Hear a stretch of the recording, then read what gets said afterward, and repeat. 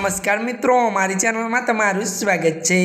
मित्रों, केंद्र सरकारे भारतीय जन आरोग्य योजना वितरणનું કામ શરૂ કર્યું છે, જે અંતર્ગત દેશમાં રહેતા 70 વર્ષથી વધુ ઉંમરના તમામ નાગરિકોને આ યોજના હેઠળ આવવાની લેવાની તૈયારી કરવામાં આવી રહી છે, જે અંતર્ગત તમામ વૃદ્ધોને મફત સારવાર કરવામાં આવશે।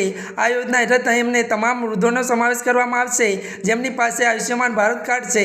જો કે આયુષ્યમાન ભારત યોજના હેઠળ મોદી સરકારે તેમના પ્રથમ કાર્યકાળમાં પ્રધાનમંત્રી જન આરોગ્ય યોજના શરૂ કરી હતી। આ યોજના देश में रहता गरीब लोगों ने सरलता सारवार आपवा माटे बनाववामां आवी हती, जे अंतर्गत 2.4 लाख रूपिया थी ओછી आवक धरावता लोकोने वार्षिक 5 लाख रूपिया सुधीनो मेडिकल इंश्योरन्स लाभ लेवामां आवशे।